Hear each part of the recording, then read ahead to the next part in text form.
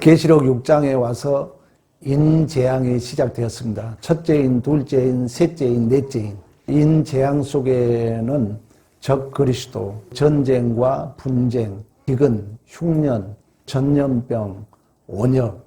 그러나 이러한 재난이 시작이라는 거죠. 끝이 아니라는 것입니다. 그러면서 끝까지 견디는 자는 구원을 얻는다. 8절에 말씀했던 것처럼 이러한 것들이 땅 4분의 1을 멸망시킨다. 그러니까 이것은 하나의 경고성이지 최종적 종말이 아니라는 것을 말씀했습니다. 그리고 여섯째 인을 뗄 때 죽임을 당한 자들이 제단 아래서 우리의 핏값을 언제까지 갚아주렵니까? 이런 강구 속에 흰 두루마기를 두고 죽임을 당한 자의 숫자가 찰 때까지다, 이런 얘기를 했어요. 죽임을 당한 자들의 숫자는 7장에 나와 있는 14만 4천 명. 이 14만 4천 명은 제한된 숫자가 아니라 7장 9절에 보면 셀 수 없는 허다한 무리라고 말씀했던 것처럼 구원받을 숫자를 상징하고 있는데, 그 숫자는 우리가 알 수 없는 숫자. 여전히 하나님의 그 구원은 아직 미완료 시제에 있음을 우리에게 말씀해 주고 있고, 여섯째인에 등장하는 순교자라는 것은 어떤 물리적인 죽음이 아니라 우리 안에 옛사람, 하나님이 없는 세상적 가치, 세상적 어떤 내용, 목표가 단절되어가는 그 고독함을 감당하는 실력이다 그랬어요. 교회 온다는 이 자체가 순교자적 삶인 줄로 믿습니다. 1912년에 대서양에서 타이타닉호가 2시간 40분 만에 침몰을 당합니다. 그래서 약 1,500명이 아까운 생명이 목숨을 잃거든요. 당시에 타이타닉호의 별명이 침몰되지 않는 배였다고 그래요. 왜 그러냐면 배 밑을 이중으로 했기 때문에. 근데 침몰한 거에 대한 이해가 되지 않았죠. 그래서 20세기 초에 그걸 연구해 봤더니 배 기술은 발달했지만 그 철을 합금하는 기술은 그때 못 미쳤다는 거예요. 이 철을 합금했을 때 온도가 높을 때 어떻게 견딜 것인가, 또 온도가 낮을 때 어떻게 견딜 것인가, 이런 기술은 부족했다고 그래요. 그래서 당시에 타이타닉호가 침몰될 당시에 그 바다의 온도가 영하 1도였답니다. 그러니까 당시에 배 만드는 기술은 발전했는데 이 철을 합금하는 기술은 발전하지 못한 거예요. 그래가지고 이 철을 합금했는데 이게 영하의 날씨에는 그 철이 비스켓처럼 부서져 버린 거예요. 그러니까 이중으로 선밋을 이렇게 했지만은 영하 1도가 되니까 그냥 비스켓처럼 부서져가지고 생각으로 빨리 침몰됐던 그런 역사를 경험했던 것처럼 신앙도 마찬가지예요. 내가 얼마나 깊어지냐, 내가 얼마나 넓어지느냐의 싸움이라는 것입니다. 이게 믿음이에요. 바울은 이것을 삶의 일체 비결을 배웠다고 말씀하고 있는 것처럼, 이제 오늘 본문은 그 연장선상에서 여섯째 인입니다. 여섯째 인을 떼었는데 큰 지진이 나며 해가 검은 털로 상복같이 검어지고 달은 온통 피같이 되고 별들이 태풍에 무화과나무 열매가 떨어진 것처럼 떨어지고 산과 섬들이 옮겨지는 온 우주적 대격변을 말씀해주고 있습니다. 이것은 천재지변의 어떤 문제가 아니라 여기에 상징하는 세 가지 의미가 있는데, 그 첫째는 이 온 우주의 대격변이라는 것은 현재 사는 이 세상의 질서와 내용의 변화를 말씀하고 있다는 것입니다. 그러니까 해가 동쪽에서 뜨고 서쪽에 진다는 것은 하나의 우주의 질서이죠. 이런 우주 질서 속에 우리는 삶을 영위하는 기준과 터전의 근거가 되죠. 필리핀은 저녁 시간 되면은 사람이 별로 안 보여요. 그 위험하기 때문에 다 집에 들어갑니다. 우리의 삶도 옛날엔 그랬잖아요. 지금이야 이제 도시 생활이 그러지만 시골에는 해가 지면은 집에 들어가고 해가 뜨면 일터에 나온 것처럼, 그러나 이런 삶의 터전이 흔들린다는 것은 단순하게 천재지변을 말씀하고 있는 것이 아니라 우리의 세상, 이 세상 살아가는 그 삶의 질서와 내용의 변화를 말씀하고 있다는 것입니다. 한번 찾아볼까요? 마태복음 27장 한번 가봅니다. 51절 봐봐요. 이에 성소 휘장이 위로부터 아래까지 찢어져 둘이 되고 땅이 진동하여 바위가 터지고, 예수께서 십자가의 죽으심이 단순하게 죽으심이 아니라는 거예요. 종말의 때와 종말의 날을 알고 있는 것처럼, 종말의 날은 예수의 재림이지만 종말의 때는 초림부터 재림까지 말씀하고 있는 것처럼, 그러면 예수의 그 초림은 여전히 재림의 그날, 다시 오실 날을 상징하고 있기 때문에 예수의 초림 때도 부활이 있었다는 거예요. 예수의 재림 때 우리가 최종적으로 부활할 것을 말씀하고 있는 것처럼, 땅이 진동하며 바위가 터지고 무덤이 열리고 자던 성도의 몸이 많이 일어나되, 예수의 부활 후에 그들이 무덤에서 나와서 거룩한 성에 들어가 많은 사람에게 보이니라. 그러니까 예수의 초림은 여전히 최종적 재림을 예시하고 있기 때문에 예수의 재림으로 이루어질 일들이 예수의 초림 때 이루어졌음을 우리에게 말씀해 주고 있는 거예요. 그러면서 54장, 백부장과 함께 예수를 지키던 자들이 지진과 그 일어난 일들을 보고 심히 두려워하여 이르되 이는 진실로 하나님의 아들이었도다. 할렐루야. 예수 그리스도께서 십자가상에서 온갖 고난과 아픔과 수치와 멸시를 감당하는 그 모습을 보고 진실로 하나님의 아들이었도다라는 고백도 되지만, 변화와 완전한 변화와 하나님의 아들이었도다가 동격으로 쓰임받고 있다는 거예요. 좀 과격한 말을 쓰자면 옛날엔 사단의 종이었죠. 그러나 우리가 예수 믿은 이후에는 하나님의 자녀로 우리는 분명한 새로운 피조물로 새로운 출생의 의미를 담고 있는 줄로 믿습니다. 학개서에도 가면 그런 얘기를 합니다. 2장 6절 7절로 가봅니다. 만군의 여호와가 이같이 말하노라. 조금 있으면 내가 하늘과 땅과 바다와 육지를 진동시킬 것이요 또한 모든 나라를 진동시킬 것이며 모든 나라의 보배가 이르리니 내가 이 성전에 영광이 충만하게 하리라. 만군의 여호와의 말이니라. 아멘. 하늘과 땅과 바다의 육지를 진동시킨다고 그러잖아요. 이것은 상징적 의미라는 거예요. 이 말은 우리의 삶의 변화를 얘기하고 있다는 것입니다. 우리의 삶의 가치의 변화, 우리의 삶의 내용의 변화를 말씀하고 있다는 것입니다. 그러니까 이 세상은, 또 다른 말로 말씀하면 이 세상은 영원한 것이 없다는 거예요. 하나님의 것으로 새롭게 채워진다는 것입니다. 그러면 이 세상의 새로운 질서와 새로운 내용으로 변화라는 것은 이 세상에 영원한 것은 하나도 없는 줄로 믿습니다. 여러분이 살아보면 그 느끼잖아요. 뭐 돈이 영원합니까? 건강이 영원합니까? 우리의 생명도 마찬가지죠. 이런 믿음이 있을 때만이 우리의 삶은 변할 수 있다는 거예요. 또한 이 세상의 모든 것이 내 마음대로 되지 않는다는 거예요. 그 내 마음대로 되지 않을 때 믿음이 필요한 거예요. 하나님이 무슨 뜻이 있겠지. 왜? 하나님이 모든 걸 이끌어 간다는 거예요. 이 믿음만이 우리에게 구원을 주는 거예요. 내가 보기에는 빨리 해줬으면 하죠. 그러나 하나님은 그 내 뜻대로 되지 않는 역사 속에 뭔가를 나에게 만들고 있거든요.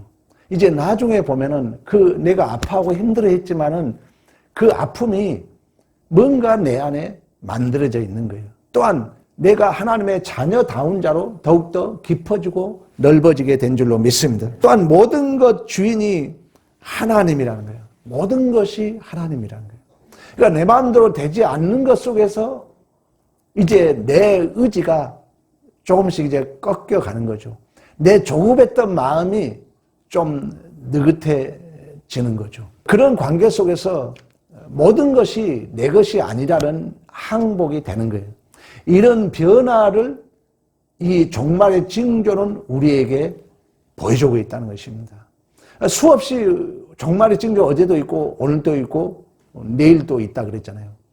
여전히 그런 그 종말의 징조들이 우리의 삶의 질서와 우리의 삶의 내용의 변화를 경고하고 있고 또 우리에게 변화를 촉구하고 있는 줄로 믿습니다.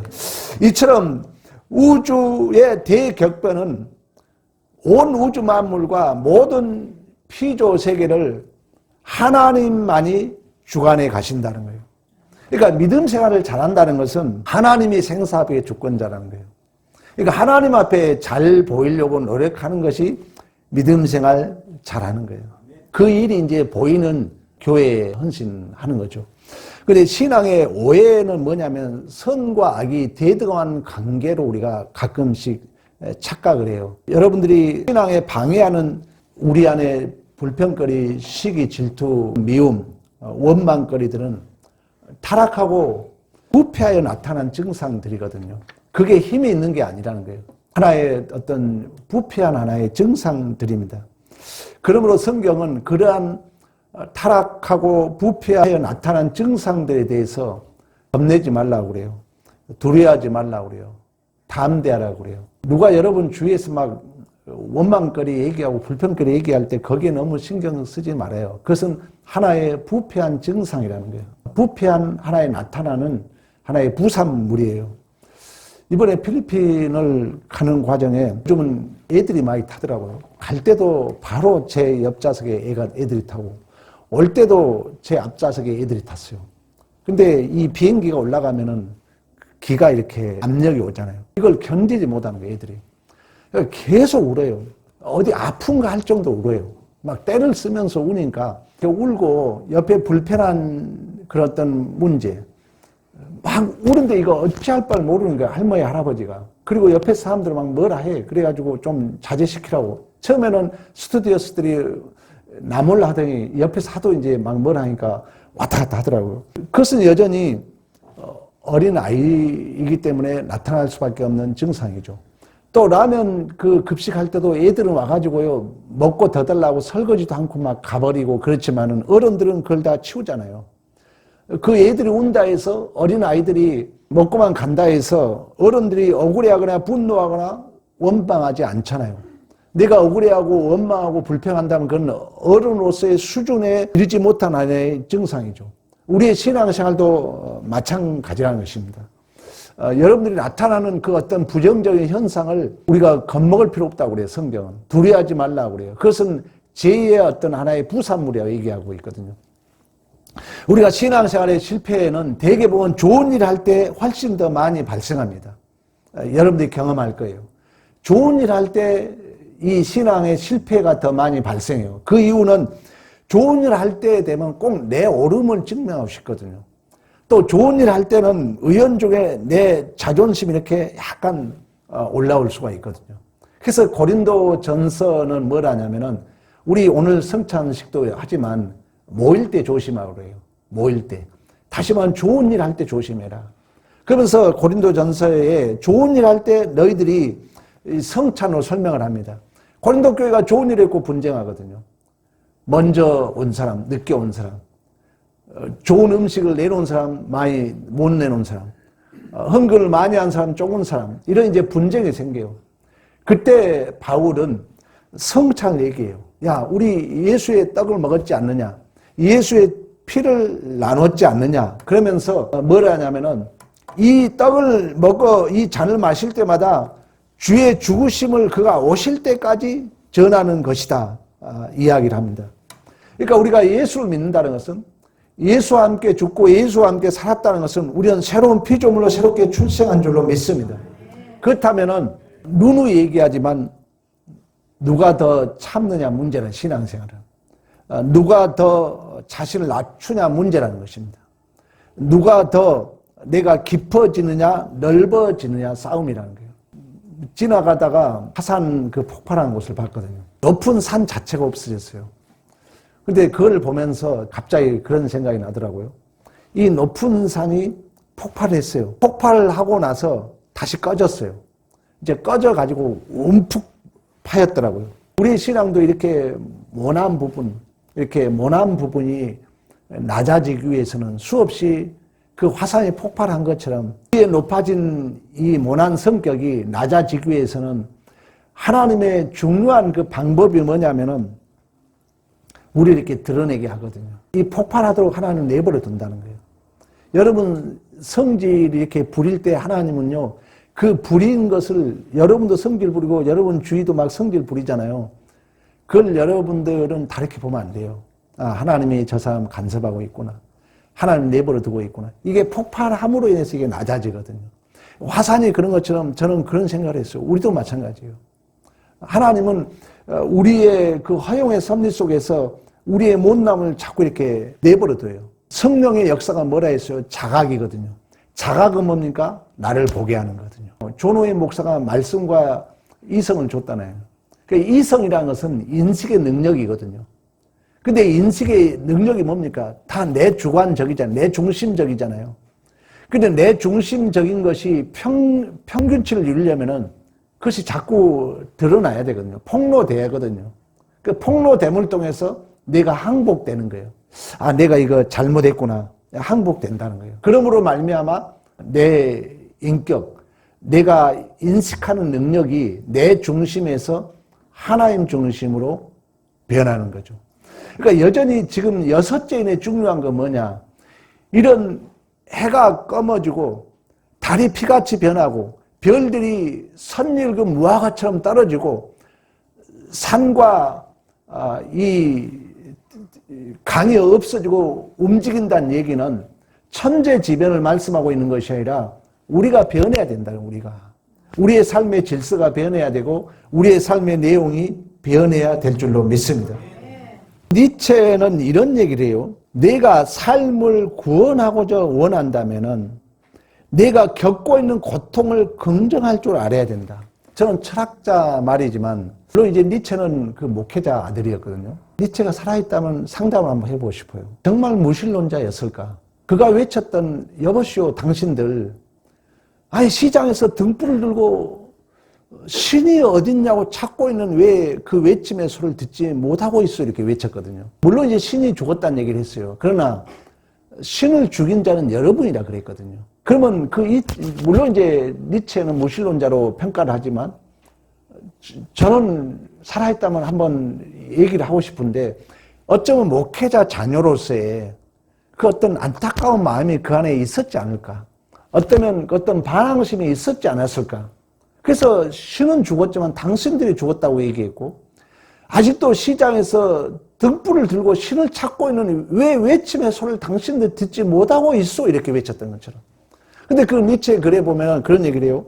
야, 내가 정말 삶의 구원을 얻고자 하느냐. 너희가 겪고 있는 고통을 긍정할 줄 알아야 된다. 그런 얘기를 해요. 그러면서 뭐라 하면은 우리 인간의 실존은 내가 한 인간으로 살아간다는 것은 좋은 일이든 나쁜 일이든 누군가에게 영향력을 미치고 있다는 거예요. 영향력을.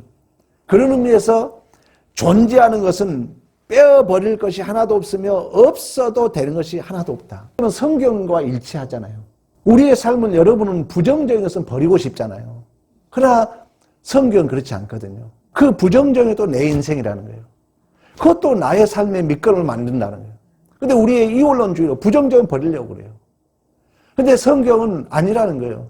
그것도 우리의 보약으로 사용해서 나를 변화시켜 가고 있는 줄로 믿습니다.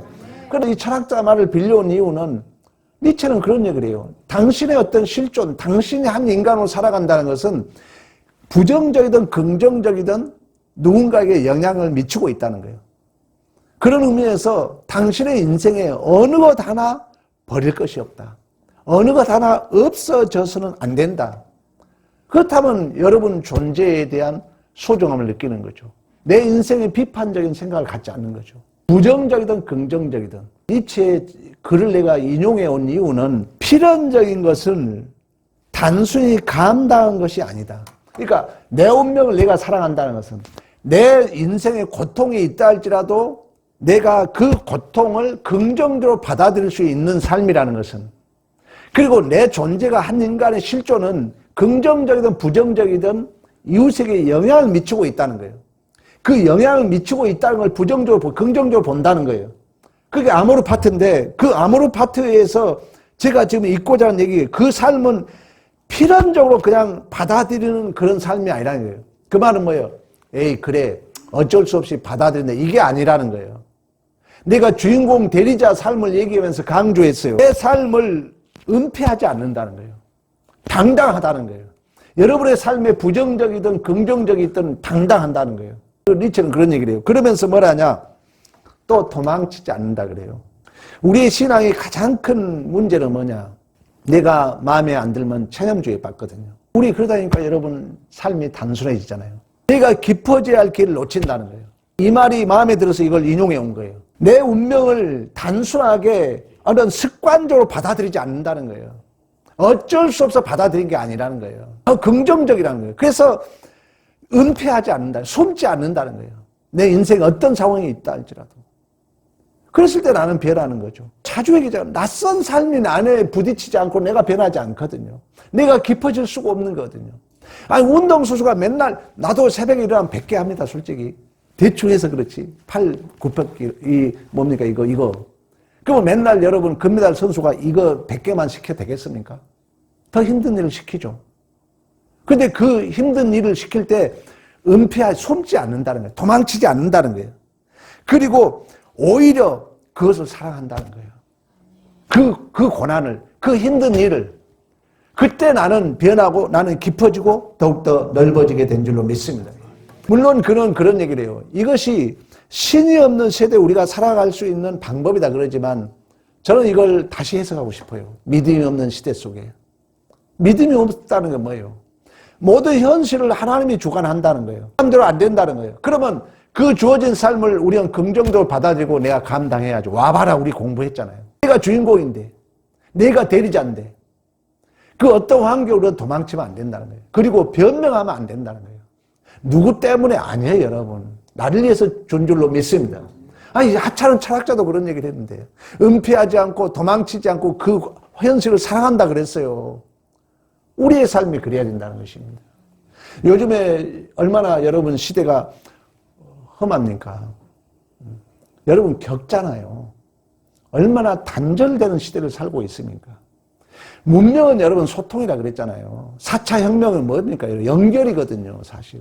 빅데이터가 뭡니까? 연결하는 거잖아요. 이걸 우리는 성경으로 해석을 해야 돼. 우리 인간은 단절돼 가고 있어요. 안타까운 현실이에요. 그래서 저는 우리 모든 성도들이 시인이 되기를 원하는 거예요. 은유해서 이렇게 연결하는 이런 훈련이 필요하죠. 우리의 마음을 열고.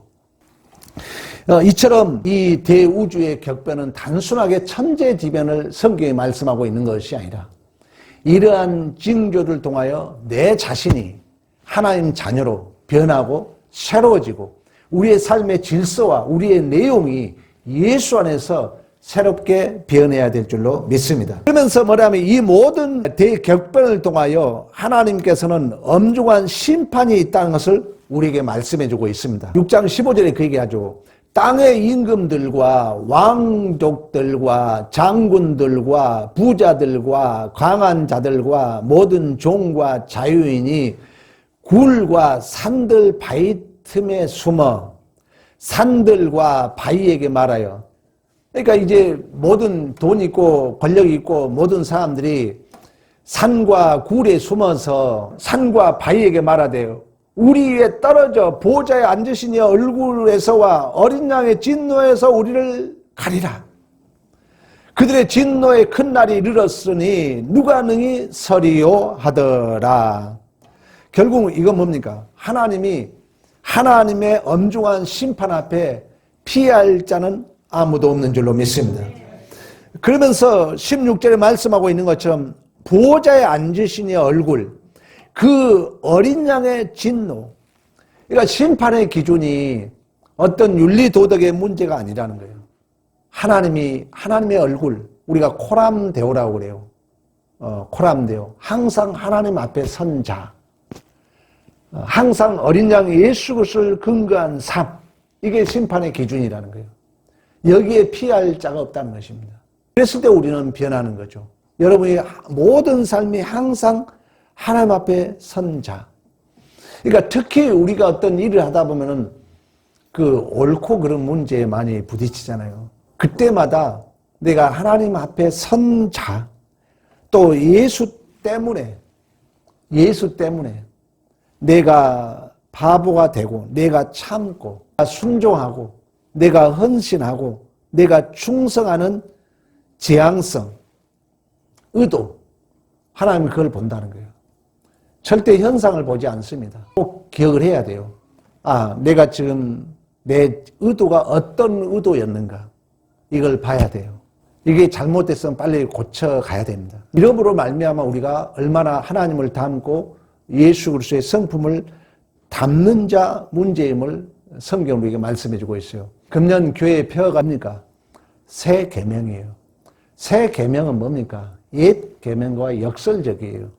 옛 계명은 뭡니까? 율법적이라는 거예요. 원인과 결과 법칙이라는 거예요. 이유 따지고 근거를 따진다는 거예요. 그게 아니에요. 새 계명은 이미 받은 자로서의 사랑이고 받은 자로서의 섬김인 줄로 믿습니다. 진실로 종말의 징조는 우리에게 어제도 있고 오늘도 있고 내일도 있습니다. 내 삶의 질서, 내 삶의 내용이 어떻게 예수 닮은 자로서 변하고 있느냐를 성경은 여전히 지금도 묻고 있는 줄로 믿습니다. 그리스도 안에서 새로운 피조물로서의 복된 삶이 되기를 간절히 축원합니다.